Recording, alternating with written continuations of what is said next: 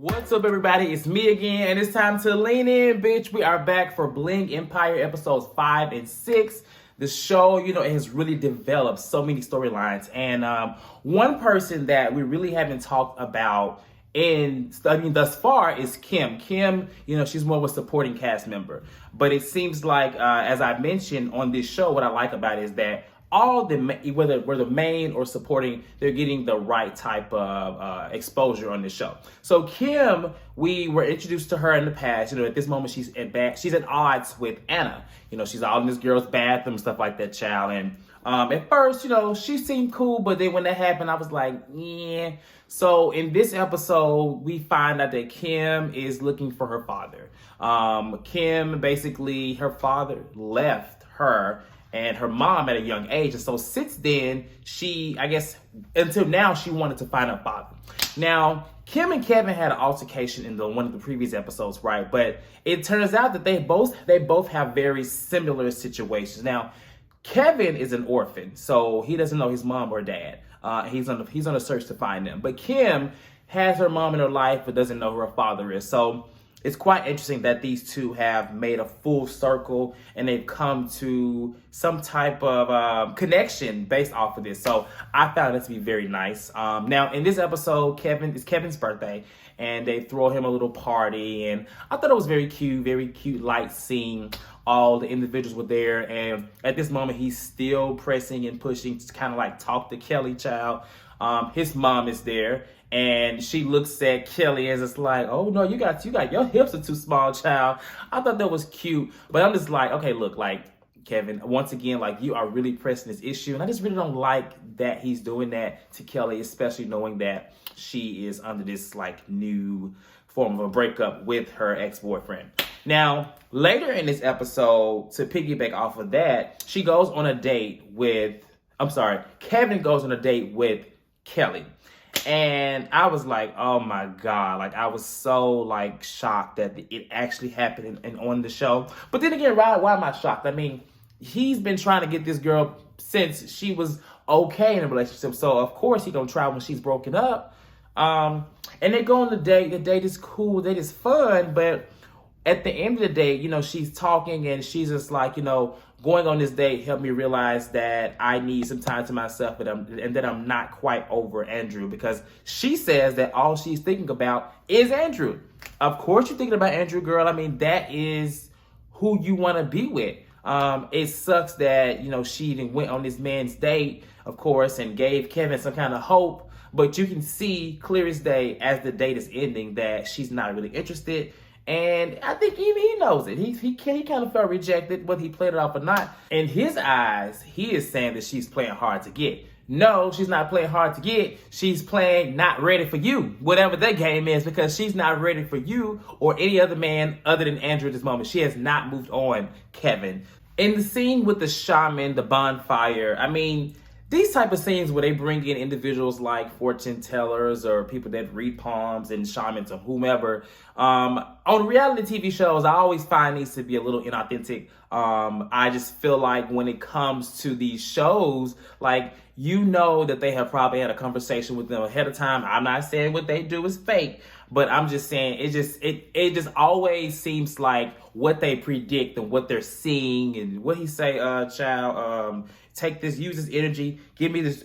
I don't know what he said. Whatever he said in the shaman words, he basically predicted what she was going through and said that, she needed to move out of the situation. And I'm like, okay, so, but hell, maybe that was the reason. That was what she needed. Obviously, it's what got her on this date with Kevin that we talked about earlier, which was crazy. But and then Jamie in that scene, Jamie, she didn't even take it seriously. She's like, yeah, I do have a shopping issue, or she likes to go shopping.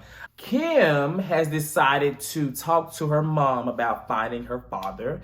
And I wasn't sure how it was going to go, because she could be one of those parents or those moms that has all this resentment for, her previous husband or whatever, and not want it to happen. But she seems supportive, right? And so I was excited and glad that her mom was okay with it. And so what she does is Kim goes to see a private investigator, and she's talking to him. And I found this scene to be not hilarious, but she was just like, what's the best case scenario? And he's like, the best case scenario is that he's dead. And they like, what? That's the best case scenario? And I could understand what he means, because it's like, you could find him, but you could find him and he probably doesn't want to talk to you and things like that. So at the same time, these situations are always very sticky. It's very, Kenya. If you watch Real Housewives of Atlanta, it's very Kenya when she went to find her mom, right? She went to her mom's house.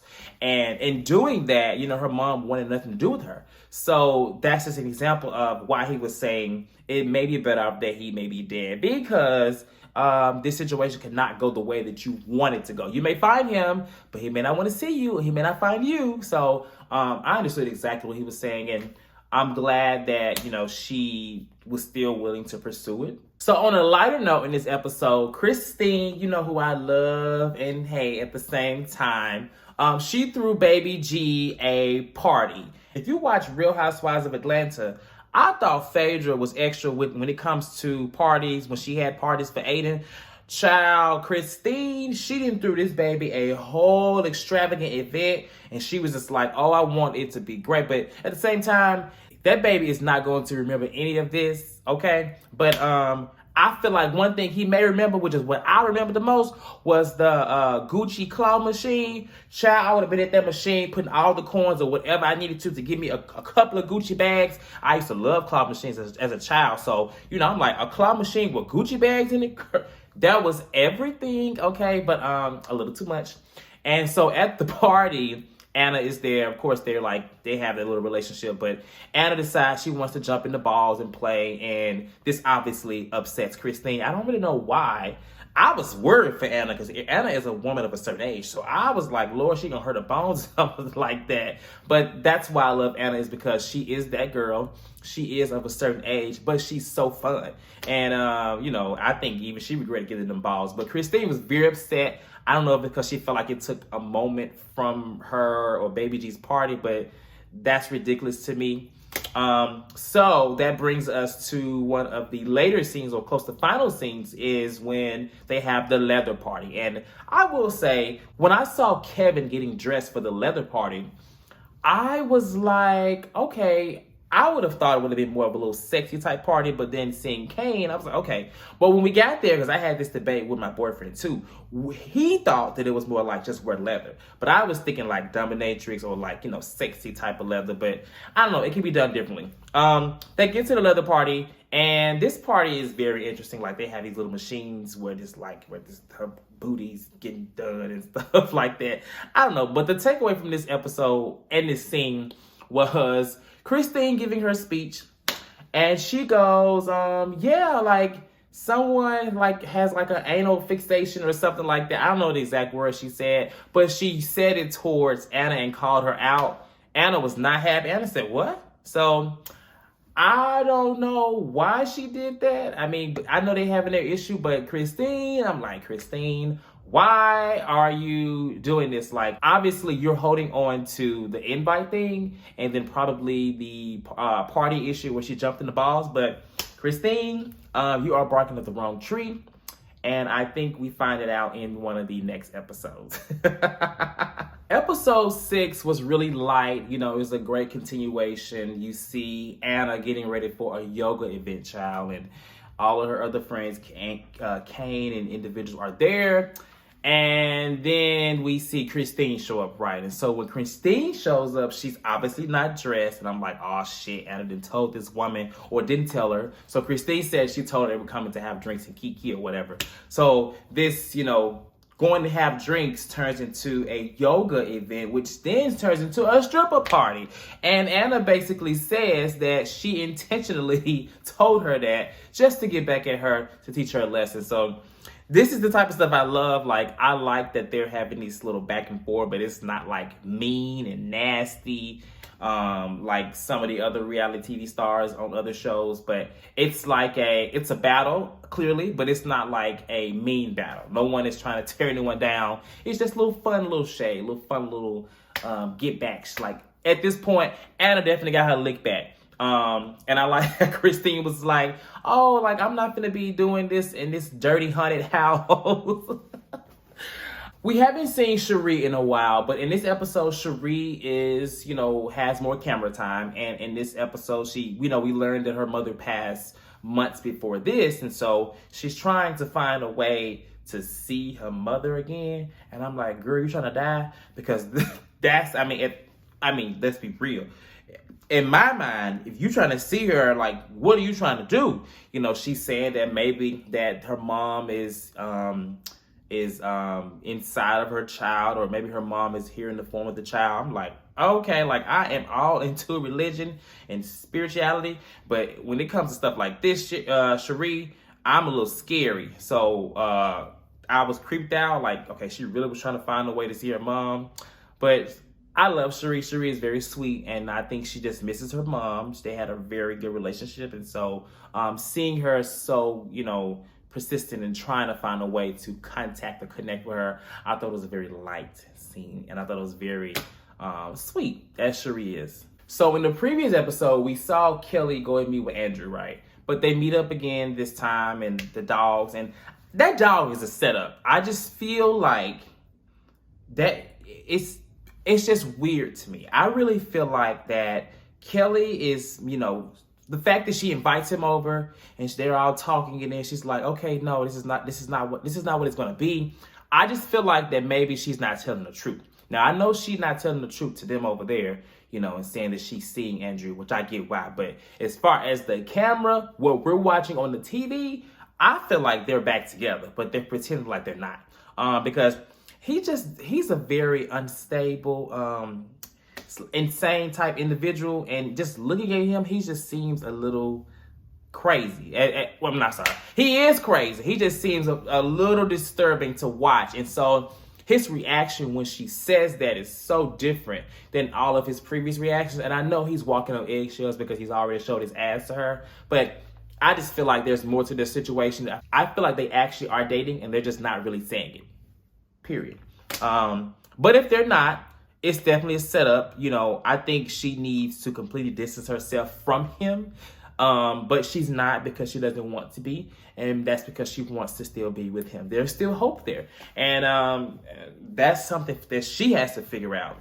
If she doesn't, then she'll be right back, like she said she has in the past. She's so quick to say she wants out and she's done with it, but it's like she's drawn back in so easily by the smallest thing. The dog may look at him and say, "Roo," and she gonna be like, "Oh my God, that's my dog's daddy. I want him back." Like, it just seems like she has not reached that point. And that's okay. That is okay.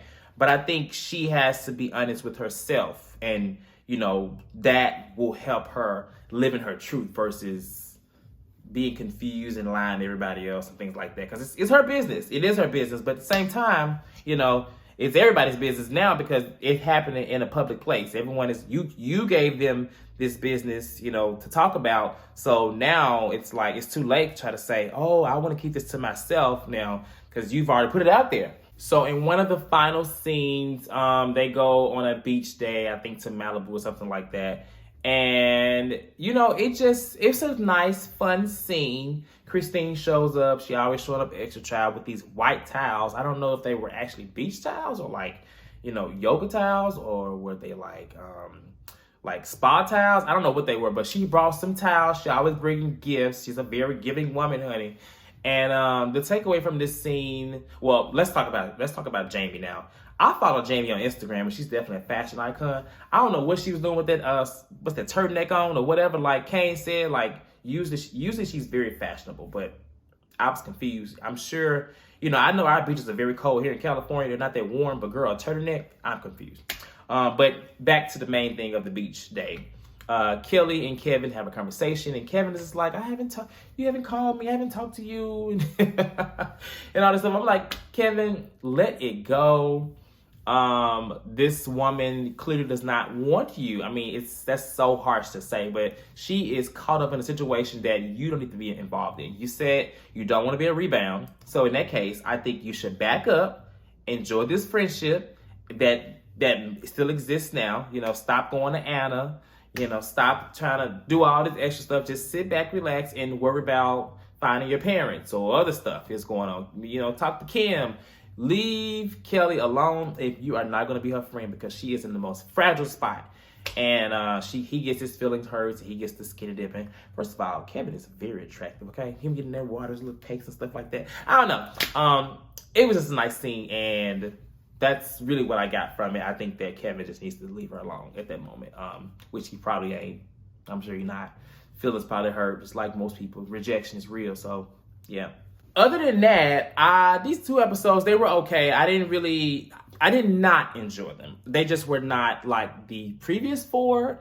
And so hopefully, there are only 2 episodes left. They pick up. Now, in the last 2 recaps, I actually am going to do it with a guest, a very special guest that watched the show and actually put me onto this show to watch. So as of right now, I'm going to lean out. Y'all come back for episodes 7 and 8, the recap with a special guest. And I will see y'all then. Now, make sure y'all like, subscribe, comment, all things the lean of this channel. I know y'all watching, but y'all are not subscribing. So subscribe, okay? I need the subscribers. Until then, I'm leaning out. Y'all have a good day.